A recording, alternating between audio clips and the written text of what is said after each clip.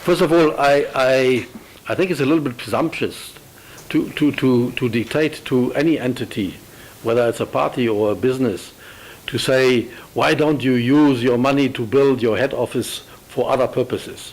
You don't know what the balance sheet of the Swapo Party is. You don't know what efforts the party is engaged in assisting poor people. Finance Minister Kelly Schlettwein said that they only received one bid from a Chinese company for the construction of the headquarters. After giving local companies ample time to apply, decided to go ahead with the foreign entity. Schlettwein added that this foreign company has a Namibian element. And unfortunately, no Namibian company put in a bid. I had the same question. You know, everyone in the construction industry was moaning, no job, no job. There comes a bid and request from Swapo Party, sizable project, but Namibians didn't bid. So how can we make a horse drink after we have brought it to the trough? The saying says you can't.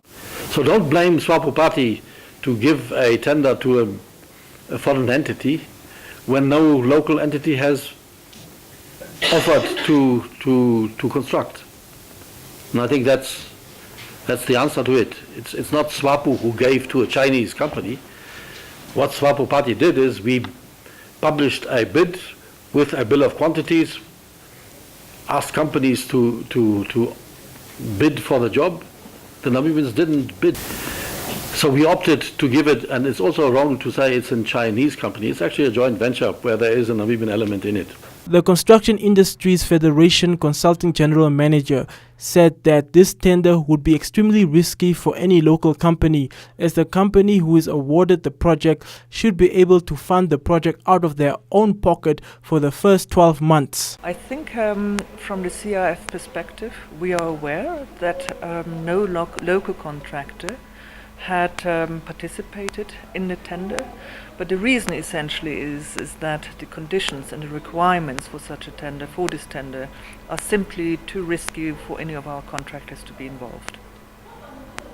Really financially, in a sense that for the first 12 months, no payment can be expected, and it could potentially also exceed to 24 months. And the project duration is probably about 24 months. After which only payment could possibly be expected, of course after 12 months, but the contractor would have to be in a position to finance essentially the first 12 months of the project. And interest could only be charged after 24 months, after which potentially another discussion could take place with regard to a loan.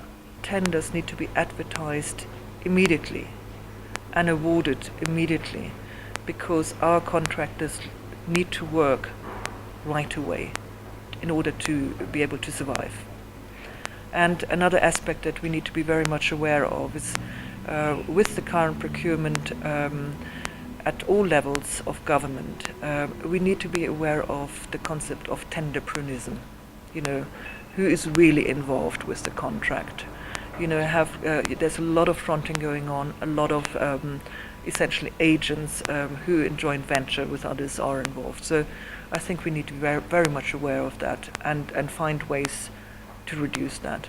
She added that the local construction industry needs to become a priority in the future or see companies close their doors indefinitely.